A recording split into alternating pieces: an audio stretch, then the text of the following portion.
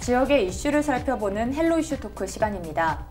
최근 장서궁 전라남도 교육감이 현행 학교장 인사제도의 문제점을 지적하며 정기 인사에 대한 단호한 혁신 의지를 드러냈는데요.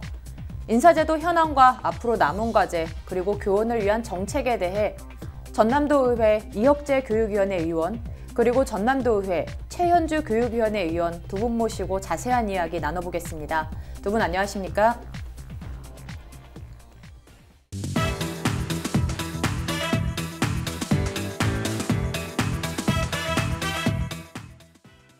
네, 장서궁 전남교육감이 최근 열린 확대 간부 회의에서 학교장 인사제도에 대한 아쉬움을 좀 토로했습니다. 현재 전남의 학교장 인사제도는 어떤 상황입니까? 네, 현재 전남교육청의 학교장 인사제도는 2010년 저희가 교육감 직선제가 됐지 않습니까? 그래서 당시에 장만채 교육감 그 시대 때 만들어진 인사제도입니다. 그래서 이전에 그 학교장 관련해서 인사 규정이 정확하게 없었습니다. 그러다 보니까 인사 청탁이라든가 불공정 인사 이런 문제가 현장에서 계속적으로 지속적으로 좀 제기가 됐고요. 이걸 어떻게 해결할 거냐 해가지고 점수를 기준으로 해서 학교장을 순환하는 이런 그 학교장 순환 제도가 시행이 된 건데요. 저희가 이제 인사 제도라고 했을 때는 승진, 전보, 전직 이거 다양하게 이야기를 할 수 있는데 현재 이제 장서궁 교육감이 지적했던 것은 학교장의 전보 인사 문제 관련된 겁니다. 그래서 전보 인사 관련해서만 간단히 좀 살펴보면은요. 지금 이제 점수제를 중심으로 해서 희망하는 학교를 먼저 배치를 하게 돼 있습니다. 그래서 초등학교 같은 경우는 저희가 이제 권역이 있습니다. 가권역, 초등학교뿐만 아니고요. 전남은 가권역, 나권역이 있고요. 그 권역에 따라서 저희가 이제 급지라고 얘기하는 A, B, C, D 이렇게 돼 있거든요. 그래서 굉장히 이제 안으로 들어가면 좀 복잡하긴 합니다만은 그래서 초등학교는 권역, 가권역 안에 있을 때 내가 이 권역으로 가겠다 학교장이 그러면 희망지로 가게끔 돼 있습니다. 근데 관외에서 다른 지역으로 이동을 하게 될 경우에는 점수를 적용을 하는 거고요. 중등의 교장 선생님들 같은 경우는 다 점수를 적용을 합니다. 그래서 한 학교에 그 3년 정도 그 이상은 있을 수 없는 거고요. 그래서 점수의 기준을 보면 경력, 그러니까 이제 학교에서 교사부터 해서 경력을 어느 정도 했느냐. 그래서 이거는 거의 비슷하다고 볼 수 있고요. 두 번째는 이제 근무지 점수입니다. 그래서 근무지가 저희가 이제 그 경합지가 있고요. 비경합지, 중경합지, 도서지역 이렇게 나눠지는데 이렇게 도서지역으로 갈수록 점수가 더 높아지겠죠. 예, 이거 하고 그다음에 학교 경영 실적 평가 이게 있고요. 그다음에 청렴도 이렇게 해서 이 기준으로 점수를 매겨서 그 교장 선생님들 인사를 하게끔 돼 있습니다. 근데 이제 특히나 중등학교 같은 경우는 일반계 고등학교가 있고요. 특성학교가 있고 중학교가 있습니다. 그래서 이렇게 인사를 하다 보니 이 학교의 특성에 맞는 인사가 좀 안 이루어져서 이걸 좀 보완해야겠다라고 해서 2015년에 일반계 고등학교는 전문성을 좀 중시해야 된다, 확보해야 된다 이런 의견이 있었습니다. 그래서 그 3배수, 그러니까 그 어디 학교장이 필요하다 그러면 거기에 3배수를 하고 인사위원회를 통해서 점수가 아니라요. 필요한 적합한 교장 선생님을 인사할 수 있는 이런 제도적 보완이 현재 이루어져 있습니다. 네, 이제 2010년부터 시행 중인 전남지역 교장 인사제도는 점수 중심의 이제 순환제 제도라고 볼 수 있는데요. 네, 이처럼 학교장에 대한 순환제 인사제도가 갖는 문제점과 분명히 이제 구조적 한계점도 있을 것 같은데 어떤 점들이 있나요? 네, 그 방금 최현주 의원께서 교장 전보의 내부의 어떤 그런 부분들을 자세히 말씀을 이제 해주셨습니다. 그런데 그 점수제에 에서 정량평가와 정성평가가 있어요. 그런데 교장 전보 기준에 대한 점수가 대부분이 그 정성평가보다는 정량평가의 기준에 맞춰져 있다. 물론 정성평가의 항목도 있긴 하지만 예를 들어서 어떤 곳에서 근무를 했는가, 몇 년간 근무를 했는가 이게 대부분의 점수를 차지한 것 같아요. 이렇게 정량평가의 중심에 어떤 전보를 하다 보니까 교장 선생님들께서는 일단은 내가 근무하는 학교에서 별 탈 없이 일단 사고가 없이 시간을 보내는 게 최우선적으로 생각할 수 있는 부분입니다. 그렇기 때문에 그 학교의 혁신을 하기에는 좀 부족하다. 그리고 또 이제 우리가 교장 선생님은 굉장히 학교에서 중요한 역할을 차지합니다. 일종의 선장인 역할을 하고 있거든요. 그러면 그 선장이 어떻게 학교를 운영하느냐에 따라서 그 학교의 성과가 달라집니다. 특히 뭐 그 지역 특성에 맞는 학교가 있을 수도 있고. 그런데 이제 예를 들어서 저도 이제 작년에 상임위에서 집행부와 논의를 했던 부분인데요. 예를 들어서 전남에 약 80여 개의 일반고 고등학교가 있습니다. 일반고 고등학교의 최고의 궁극적인 목표는 이제 상급학교, 즉 대학의 진학입니다. 그 학부모들은 일반고 보내면서 대학 진학을 최우선적으로 합니다. 그럼 일반고의 교장 선생님은 어떤 분이 와야 학부모들이나 학생들이 원하는 그런 결과를 낼 수 있을까요? 아무리 못해도 본인이 교사 때 고3 담임을 해봤거나 아니면 진학 부장님이나 아니면 진학의 경험이 있는 분이 일반고의 교장으로 가신다면 훨씬 더 좋은 결과를 낼 수 있을 것입니다만, 제가 파악해 본 결과는 고등학교 3 담임 경험이나 진학의 경험이 전혀 없는 분들께서도 일반고의 교장 선생님으로 가신 분들이 꽤 비율을 차지합니다. 이것은 교육감께서 정말 역량 있는 어떤 그런 전문 분야의 교장 선생님을 그 학교에 배치하고 싶어도 그 교장 선생님이 점수가 안 된다면 그 학교에 갈 수 없는 겁니다. 반대로 입시보다는 정말로 이제 중등 교육에 더 많이 해본 교장 선생님이 월등한 점수를 가지고 일반고에 지원을 한다면 그분이 갈 수 있는 거죠. 꼭 그렇다고 해서 그분이 잘 못한다는 건 아니지만 이런 구조적인 문제점이 있다, 이런 말씀을 드리고 싶습니다. 네, 지금 구조적 문제점에 대해서 좀 짚어주셨는데요. 아무래도 제도가 시행되지 10년이 지나면서 여러 폐해들이 좀 나온다고 볼 수 있는 것 같습니다. 네, 그렇다면 이런 순환제 인사제도의 문제점과 해결 방안이 있어야 될 것 같고 또 필요할 것 같은데요. 어떤 것들이 있을까요? 네, 지금 학교 현장, 우리 사회가 굉장히 빨리 변화되고 있고요. 그에 따라서 학교 현장도 변화가 필요하다고 생각합니다. 그리고 학부모님들의 의식, 그리고 학생들 또한 이전 10년 전과는 굉장히 많은 변화가 있었습니다. 그래서 이 변화를 주도할 수 있는 분들이 이제 학교장이라고 보고 있는 거고요. 교육청에서 장성훈 교육감님도 마찬가지로 그런 입장에서 이번에 말씀을 하셨다고 생각하고 그 역량 중심으로 지금 평가 기준을 바꾸겠다라는 겁니다. 이제 이혁재 의원님께서도 말씀을 하셨는데요. 그래서 지금 이제 평가 기준이 주로는 근무지 어디서 근무했냐, 그리고 경영실적 평가라는 게 있습니다. 그럼 이 경영실적 평가의 내용을 보면 학교의 중도 탄력률이 어느 정도냐, 방과후를 어느 정도 했냐, 그 다음에 그 연수를 교장 선생님이 어느 정도 갔느냐. 그래서 주로는 실적 위주이고 학교를 얼마만큼 잘 리더로서 이끌고 있냐, 이런 내용들이 포함되어 있지 않습니다. 그래서 이걸 좀 보완할 수 있게끔 저는 바뀌어야 된다고 생각하고요. 학교가 저희가 직군이 100개가 넘는다는 얘기가 있습니다. 한 학교에 그런 것이 아니고요. 전체 전남을 봤을 때는. 그래서 굉장히 많은 다양한 구성원들이 있고 그에 따른 학교 갈등도 대단히 많습니다. 그리고 지금은 이제 학교 폭력도 굉장히 많이 늘어나고 있고 양상도 변화되고 있습니다.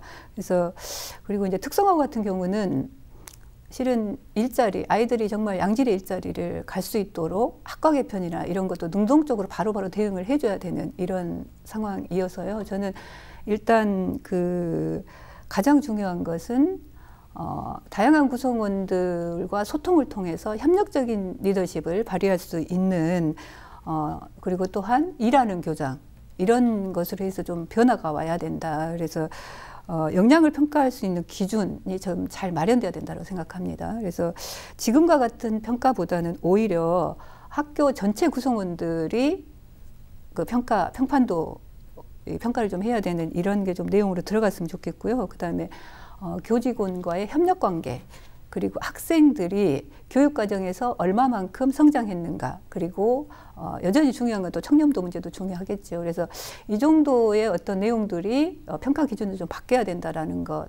네, 학교장들의 역량을 잘 평가할 수 있는 기준이 마련되기를 필요하고 또 바란다고 말씀해 주셨는데요.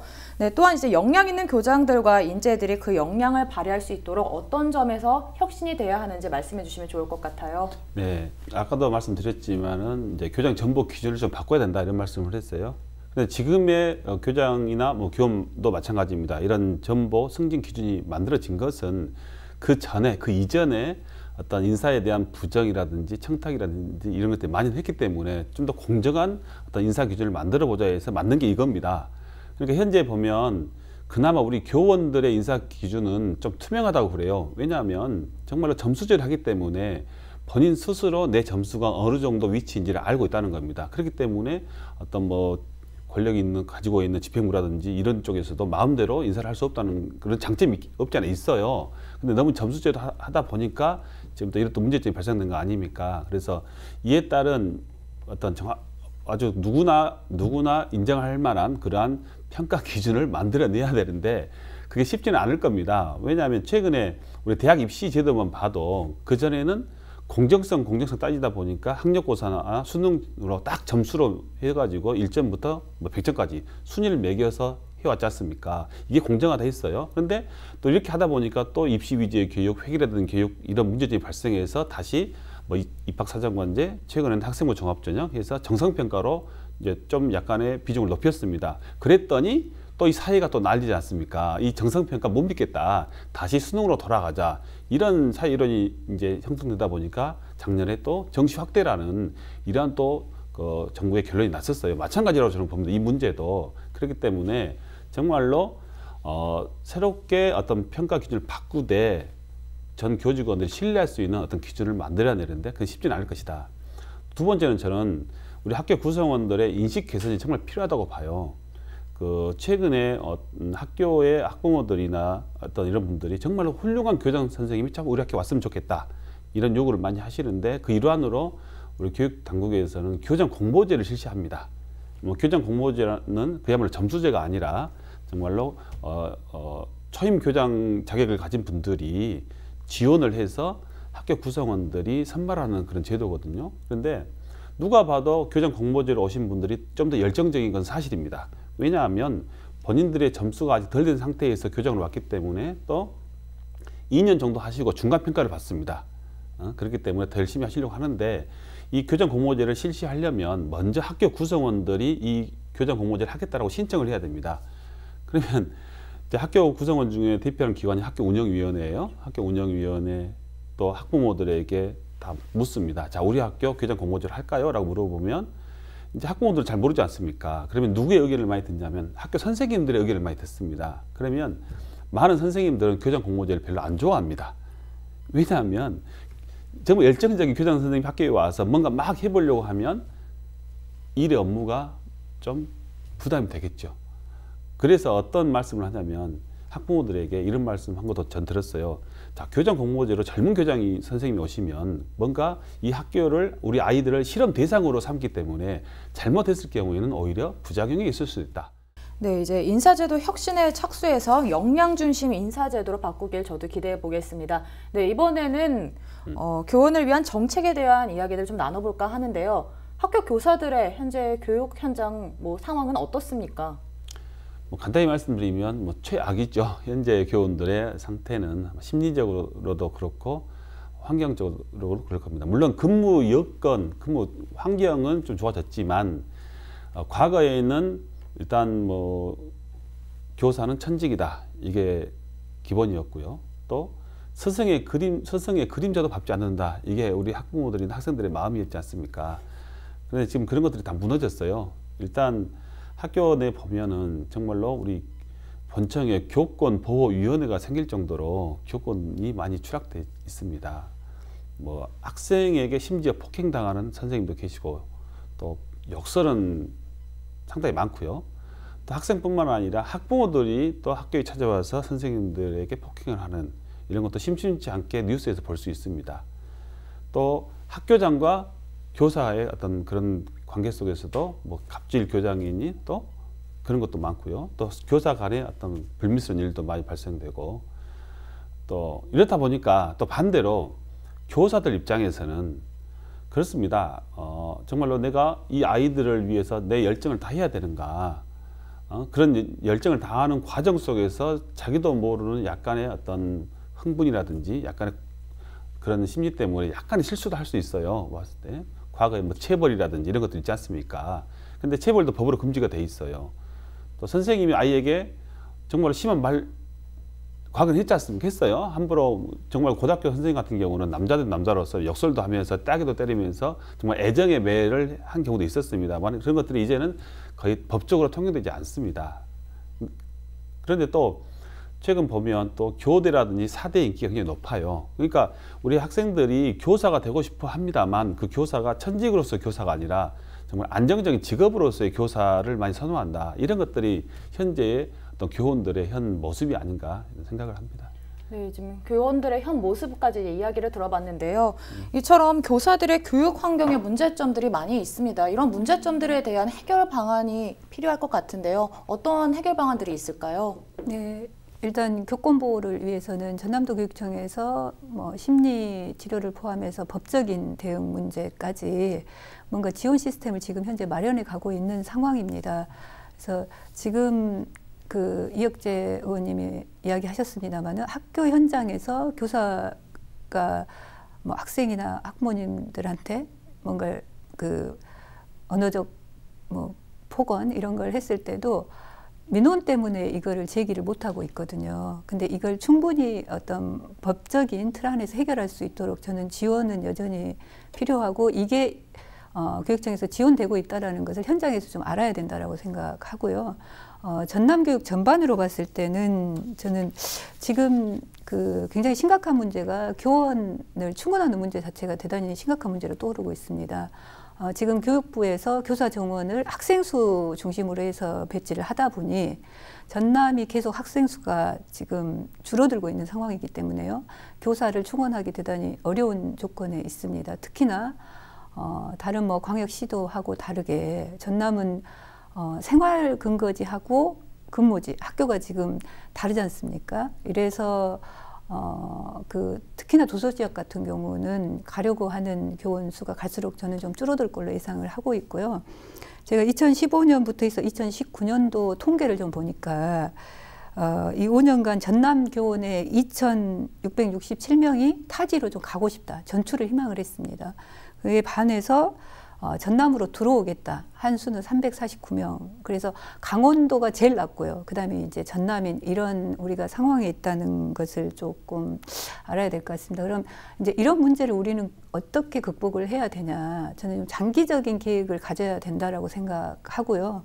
아마도 이제 교육청에서 TF팀이나 이런 걸 구성해서 이에 대한 고민도 좀 하고 계신다라고 알고 있습니다. 근데 당장 좀 3가지 정도로 저는 말씀을 드리고 싶습니다. 첫 번째는 농어촌이나 도서근무 지역 그 교사들 같은 경우 그 도서 벽지 수당이라는 게 있습니다. 이게 5만 원이거든요. 그러면 실제 교통비도 안 됩니다. 이에 대한 여기에서 근무를 하고 계신 분들에 대한 어떤 복지의 문제라든가 다양한 여건을 좀 충족시킬 수 있는 이런 실질적인 방안이 우선 좀 마련이 돼야 된다라는 말씀 드리고 싶고요. 두 번째는 관사가 여전히 지금 그 뭔가 비가 새고 막 곰팡이가 끼어 있고 막 이런 상황이 있습니다. 그래서 뭐 군단이라든가 도서 지역의 관사를 조금은 더 안정적이고 쾌적하게 만드는 방안에 대해서도 고민이 필요하다고 생각합니다. 그리고 세 번째는 지금 교원에서 여성 비율이 계속적으로 높아지고 있거든요. 초등은 한 70% 정도인 거고요. 중등도 지금 50에서 60% 정도가 여성입니다. 근데 살고 있는 근거지하고 근무지가 다르다 보니까 실은 육아 문제가 가장 큰 문제이거든요. 이것 때문에 갈등도 되게 본인 스스로 내적인 갈등도 되게 많이 있고요. 타지에서 전남으로 오고 싶어 하는 데 있어서 가장 큰 걸림돌도 실은 여성 교사, 여교사분들 같은 경우는 육아를 현장에서 해결할 수 없다라는 것 때문에 굉장히 큰 갈등, 고민을 가지고 있다라고 알고 있습니다. 그래서 이 육아 문제 또한 저희가 좀 제도적으로 뭐 교육청뿐만 아니라 필요하다라면 지자체하고도 좀 연결을 해서 저는 해결을 해야 된다라고 생각합니다. 네, 이제 전남 교육제도와 또 인사제도와 또 정책들에 대한 이야기를 나누다 보니까요. 시간이 오늘 어느덧 다 되어서 아쉽지만은 여기까지 이야기를 나눠봐야 할 것 같습니다. 오늘 두 분 나와주셔서 고맙습니다. 오늘 전남교육 현행 인사제도와 정책에 대한 이야기를 나눠봤는데요. 더 나은 전남교육을 위해 문제점들을 개선하고 보완해 좋은 결과에 한 걸음 더 다가서길 바라겠습니다. 지금까지 헬로 이슈 토크였습니다.